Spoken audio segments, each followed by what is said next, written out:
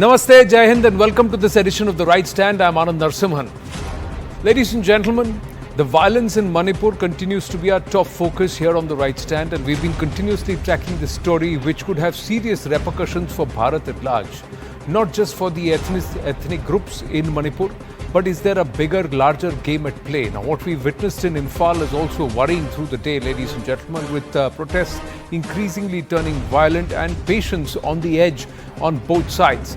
The state government, meanwhile, has banned mobile internet, broadband and VPNs for 5 days across the state. The state administration has said that it was an attempt to thwart the design and activities of anti-national and anti-social elements and to maintain peace and communal harmony. Earlier on in the day, an indefinite curfew was also imposed in both the Imphal districts. But what we are about to show you here on The Right Stand is a dangerous design by both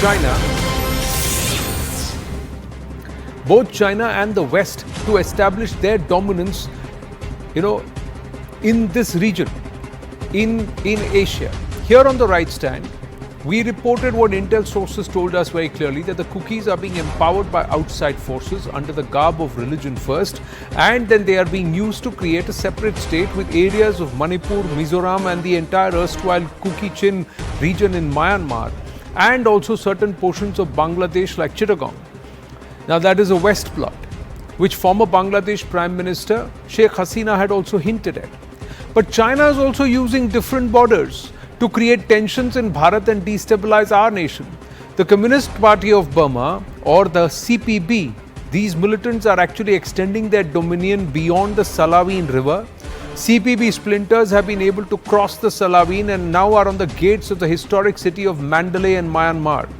Now, meanwhile, the West has also decided to increase their support for the Kuki-Chin Zo militants, which now control the Chin province of Myanmar in their quest of Kuki land.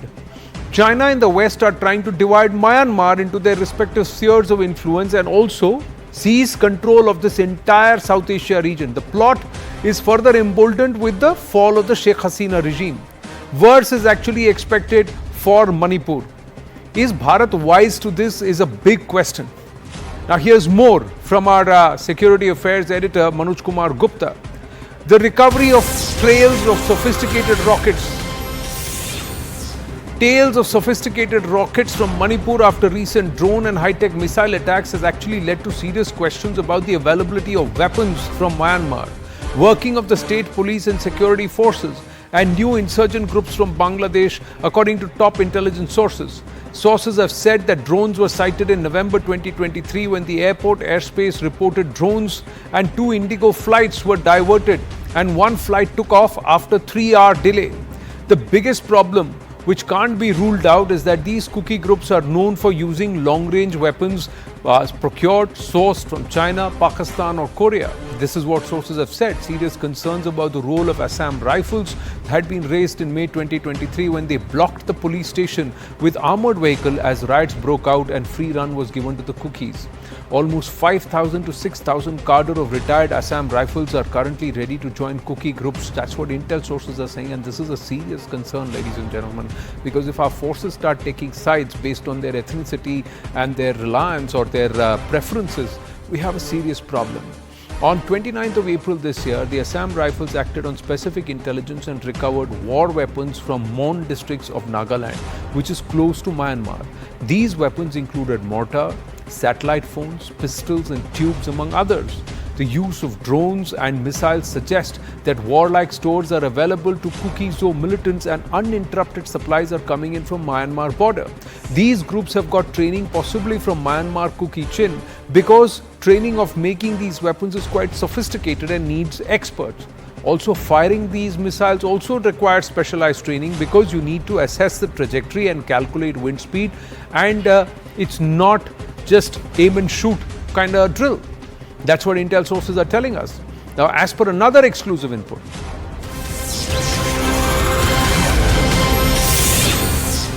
The Assam Rifles has been replaced by the Central Reserve Police Force CRPF in Imphal, and top CRPF officials have already reached Manipur. Government has sent senior CRPF officials to Manipur and all are stationed in Imphal. This is a priority according to top government sources. The Assam Rifles have been withdrawn after recent controversy. Government sources are saying that CRPF is better equipped at handling all conflict zones across the country. The Manipur police had earlier also registered a case against the Assam Rifles following an incident in which Kuki militants allegedly managed to flee. Around 2,000 CRPF are replacing an almost equal number of Assam Rifles troops in Manipur currently. But where is this replacement and is this enough? What is going on? Let's try and call back that map also and understand this entire region.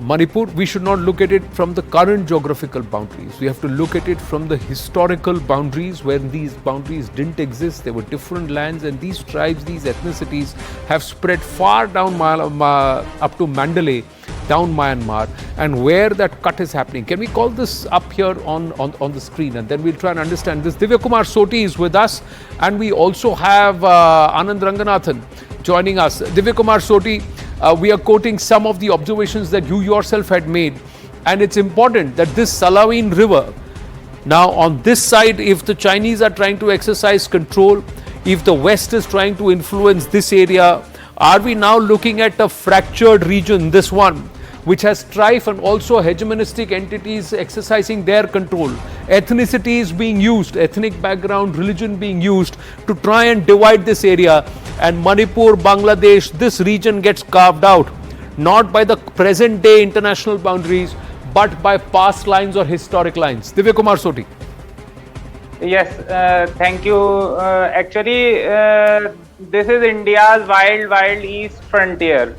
So it is more wild than Afghanistan in some senses because there are, tens and tens of ethnic militias which are operating in this region, and this is also known as Golden Triangle for its poppy cultivation. Actually, it has a very, historical background which goes back to the time when China was took over by Communist Party.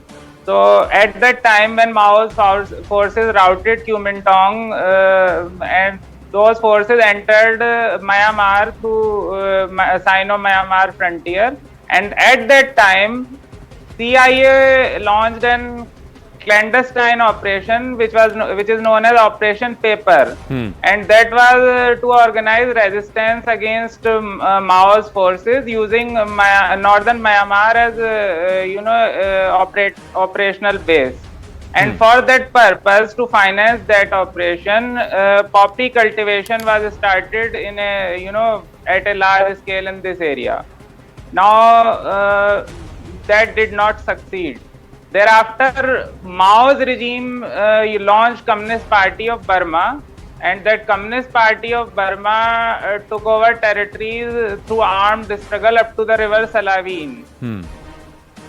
Thereafter, after Mao's death and Deng Xiaoping came to power, he had a geo-economic agenda. So he asked CPB leaders to wind up their shop, but they did not obey Beijing. So a forced dismemberment of Communist Party of Burma was brought about by Chinese intelligence. So multiple splinter groups emerged from that.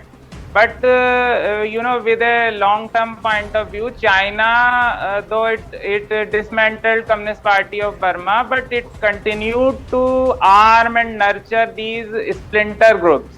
And today, some of these are world's largest non-state actor militias, armed groups which operate along the Sino-Myanmar frontier. Now what has happened is that since Myanmar's military regime has taken over, Americans have put up sanctions against them, and their economy has been crippled. There are arms embargoes. So thereafter, American intelligence sponsored these pro-democracy protests, and thereafter there is another player emerged in Myanmar, which is national unity government, so-called pro-democratic forces, but they also have militias. Right. So this is a group of militias led by People's Defense Forces Myanmar, and they have in their alliance these many Christian groups like Kuki. There are many Kuki militant groups which have taken over the Chin state, Chin province bordering Manipur, and these Kuki militant groups aim to create a greater Kuki nation or Kuki land or Zalingam, whatever name you want to use it, by liberating areas of Manipur, Mizoram, Chin state of Myanmar, and certain areas of Bangladesh. This is something what Sheikh Hasina had hinted about before she was overthrown. Right. Right. And 24 of these militant groups, Kuki militant groups, are presently in suspension of operation agreement with the government of India since 2008. Right. So, but are they being reactivated is one aspect, and were we not wise enough, or were we not watching what is going on over the last year and a half after 4 to 5 years of peace? Dr. Anand Ranganathan, some serious concerns for us. As Divyakumar Soti puts it, this is the wild, wild east, and it's worse than what we've seen in the wild, wild west. Good evening, Anand, and good evening to my very good friend Divya. It's great to have him here, and I also went through his tweet. Absolutely stirring information, I have to say, rather worrying. But if I may, I would like to take a marked departure from what Divya has said, and all of what he said is absolutely important, and I agree with what he said. And the reason for my marked departure is very simple. I'm applying again Occam's as well as Anderson Razor. Should I blame China? Should I blame Myanmar? Should I blame the current military propped up regime in Bangladesh? Should I blame Pakistan? And the answer is, should you blame the enemy? What is the role of the enemy? The role of the enemy is to destroy you. I mean, that's their first preamble. So we have to go by that. I will concentrate for the next couple of minutes, if you please, Anand, on what we should have done and what we haven't done and what we continue to not do, because I think that is very important. What China does is not in our hands. And judging by what China has done historically over the last, in fact, if you go back to even 2020, it is out of our hands what they've done. So we can't control it. What we can control is the following. Now, these so-called seven sisters, each state has had its bloody history, its history of strife, its history of where India has courageously, valorously managed to keep that territory in India. And you don't even have to talk about Arunachal Pradesh, which is currently disputed because Chinese want it. You talk about Assam, you talk about Nagaland, you talk about Mizoram, and I've written a book that surrounds the Mizo National Front, and the only time Indian Air Force bombed its own people was actually 1966 under the Congress, when Aizawl was bombed by IAF. Now, every peace that has been accepted, that has been fructified, is tenuous to say the least. What is the situation in Manipur right now? Is it China's doing? I'm afraid the answer is no, Anand. Let me give you a brief contemporary history, just a minute. In 2013, of course, the enemy's role is to exploit the division and the inaction of the person who the enemy considers an enemy. Now, this division has been sown by us, not by China. In 2013, the then Congress government at the center, UPA, asked the then Congress government in Manipur to at least bring out a white paper and decide about whether the Meitei should be given as ST status, because they've been demanding it since independence. Nobody acted. The governments at the center and at the state changed to BJP. They asked the same. Nobody acted. 2 years ago, the High Court asked the same. The High Court did not direct anything else other than asking for a white paper and where does the state government stand. Nobody acted, but the people, the parties in dispute, they acted. And that is the reason for this strife, which is what is being exploited. And the tragedy is, at the risk of facing another contempt of court because the judge is the same, Right. the High Court redacted its order. Can you imagine this happening in an independent, democratic, civilized country like India? Such is the scare running around executive, the legislature, and the judiciary. What to talk of media?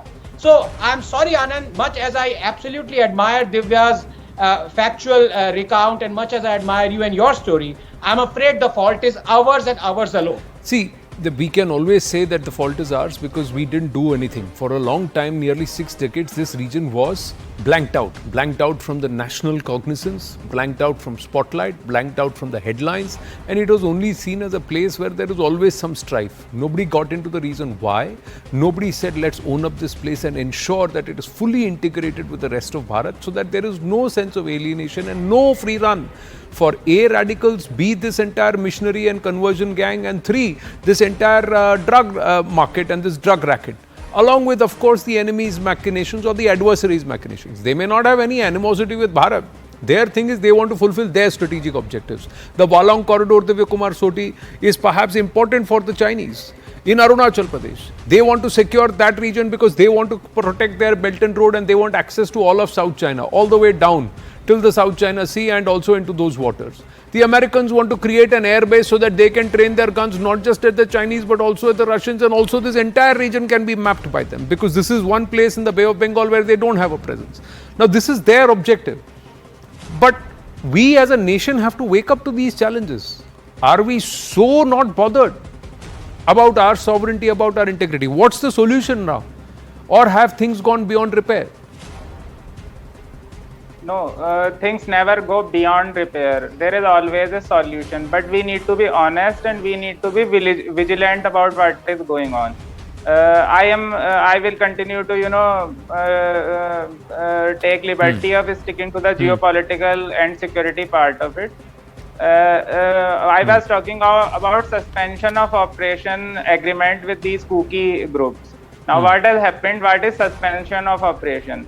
This is a time-tested instrument used by the Indian state to pacify insurgencies in Northeast.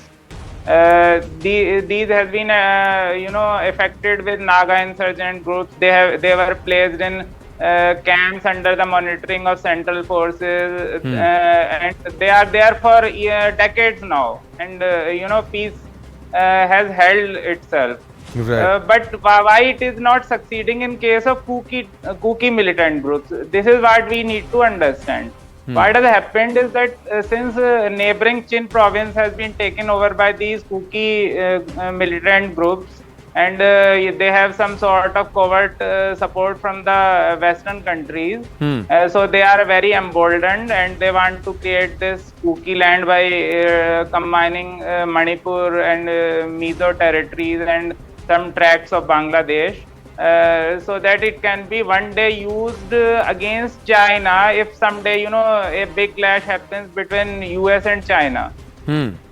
Right. So they are very emboldened. But now we have not implemented the SOO conditions. They are supposed to lock down their weapons and live inside the camps and do not indulge in any kind of armed activities. But in this case, that has not happened. It is an irony. They are getting 2,200 Kuki militants are getting 6,000 per month stipend from the government and living in these camps. But that has not stopped them from venturing out of these camps, carrying terrorist attacks on civilians and on our armed forces, and then rushing back to take refuge in these very camps under the protection of our armed forces. So that is the one problem there. Secondly, as Anand talked about insurgencies in Northeast. One thing what we miss is that historically most of the northeastern insurgent groups, they drew all the arms and finances from China. Right. for whatever reasons, because that is the nearest source of funding and arms you can get in Northeast if you have to fight India. Right. So most of them are historically Maoist groups. You take ULFA or NSCN or whatever. They are by ideology, they are a queer mixture of Maoism and in some cases Maoism and Christianity. So that is very ironic, but that is what it is. Right. So now when Indian government is seen by Meitei community as being soft towards Kuki terrorist groups, SO groups, there is a distinct possibility that Meitei Maoist insurgent groups re-emerge and situation gets even more out of control. Got it. Because China will exploit that opportunity. So you are saying that now this is a tightrope and we need to negotiate this very, very quickly and we need to move in fast. Now there are others like the former Army Chief General Ved Malik and also others within the security establishment, defense establishment who believe it is high time that there is president's rule. Manipur is brought under the centre's aegis and central administration for the next 2 to 3 years before this entire insurgency and this entire thing is weeded out right from the grassroots, and this entire drug poppy cultivation which is happening in the hills is done away with. Sadly, what happens is this drug economy reportedly 60,000 crore, whereas Manipur's official budget is 35,000 crore. So they are already working at double the capacity, and so they've got the wherewithal and the resources plus the training that comes at hand. Now that is something which we really need to work on. So multiple challenges. Let's hope that it's being addressed like yesterday and not for tomorrow. Divykumar Soti, Anand Ranganathan have to move on. Okay, 30 seconds. Anand Ranganathan, 30 seconds. Yes. Yes. There's one critical question that I don't know why no one's asking. It is that in the past few months, the Prime Minister has visited each and every state in the Northeast, including Arunachal, including Nagaland. But for the last 2 years, he has not visited Manipur. Nobody is asking him why. I don't understand. I need an answer. Why is the Prime Minister not, landing in Manipur? There must be a reason. Right. Absolutely, I agree. I want to make one concluding remark. Ji. What I advocate as a solution is putting Manipur under president rule and carry out an operation in the nature of Operation Wood Rose, which was once carried out in Punjab during Khalistan insurgency, where various armed insurgent groups were forcibly disarmed by army. Correct.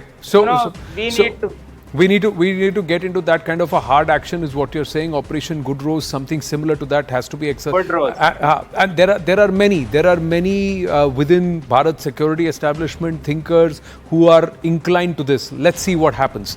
Divykumar Soti, thank you very, very much. Dr. Ranganathan, please stay on with us. We move